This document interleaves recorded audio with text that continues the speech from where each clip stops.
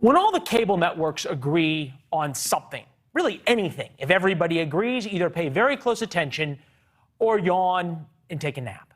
Today brought wall-to-wall coverage of nothing. We might in a week get a look at a redacted version of the search warrant application for Mar-a-Lago. It could be all the juicy details. It could be a big nothing. So with time to fill, our friends went wild.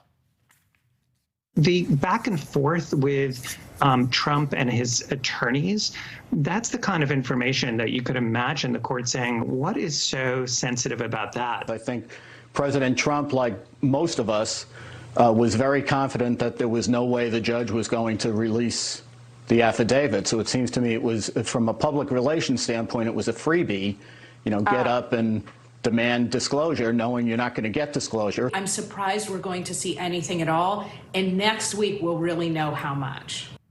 There you go. So it could all be true. None of it could be true. That's the point. We're in the news business, not in the speculation business.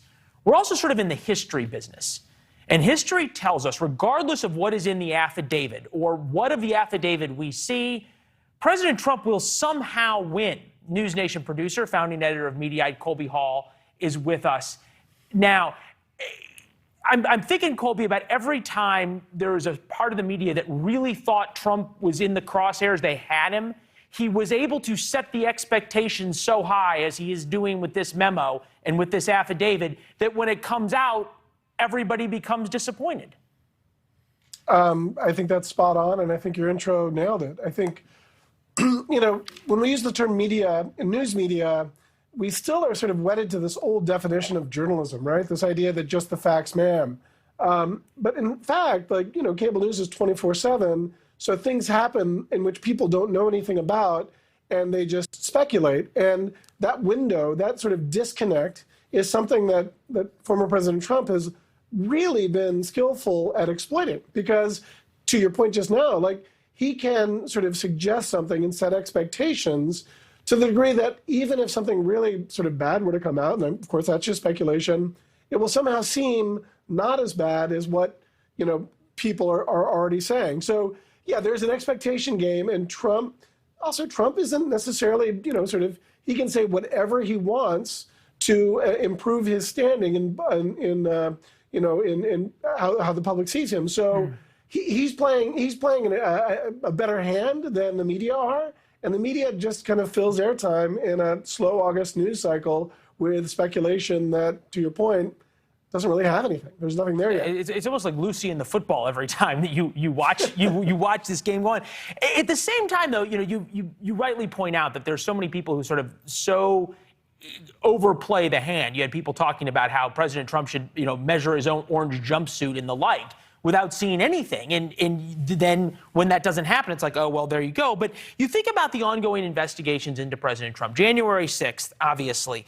The Mar-a-Lago documents, that's what we've been talking about. The New York financial crimes, that's the civil investigation.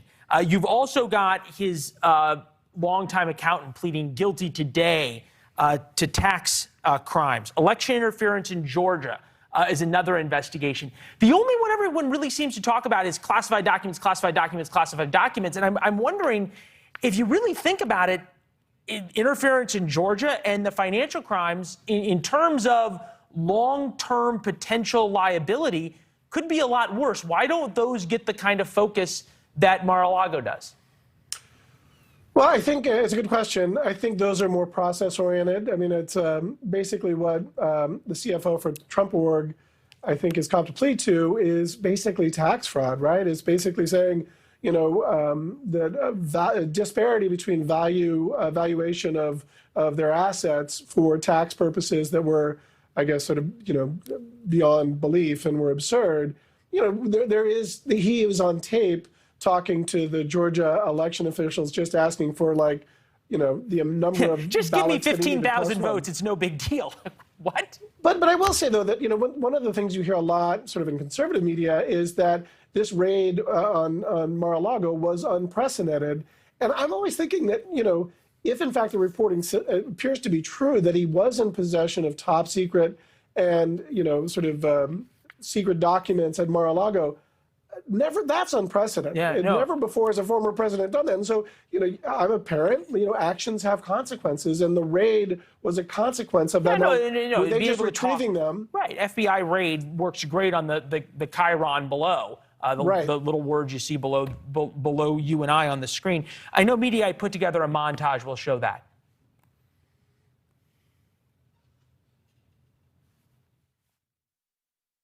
But the real target of this investigation isn't Trump. The real target of this investigation is you. You do not live in a constitutional republic anymore. To defund the FBI? This is something we've never seen before. This is something that is outrageous. This is some third world right here. The guy right now is the Gestapo. The FBI is the Gestapo. The rank corruption of the D.C. establishment. And the usage of the FBI in this way is really the nail in the coffin for so many Americans. This is very scary. There's a trend. Never before used statutes used in a fashion to go after who? Political enemies. We don't live in Cuba. We don't live under Kim Jong-un. This is the deep state's revenge. Okay, so that was about the sort of craziest thing said on Fox News. Could have made an equally crazy thing said on MSNBC and CNN. Is there something about the Mar-a-Lago raid that allows both sort of spectrums of cable news to play to the very kind of emotions of their viewers? Well, I hate to get philosophical, but nature abhors a vacuum. And right now there is a vacuum of information, right? And so this affidavit that may come out and, again, you're filling airtime with speculation. So, Chicken Little, the sky is falling. And we saw it on Fox News, but to your point, you watch, say, Joy Reid on MSNBC or Lawrence O'Donnell, they're convinced that, Trump will be perp walked in an orange jumpsuit and handcuffs. And that's just as irresponsible and speculative right now. I do think there's an issue, as you said in the previous segment, like undermining the authority of the FBI, Merrick Garland, the DOJ. You don't want them to be political, right? So they're not saying anything. And because they're not saying anything, they're getting killed, right? I have to say, we often always, as we introduce you in many different things. Obviously, you contribute here at NewsNation. You are, in addition, the founding editor of Mediate, a number of other titles that you had previously at HBO.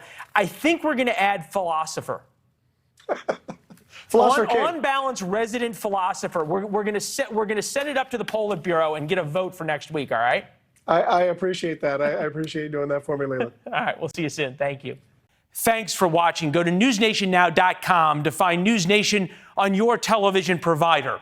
And don't forget to subscribe. Click the red button to get more of NewsNation's fact-driven, unbiased coverage.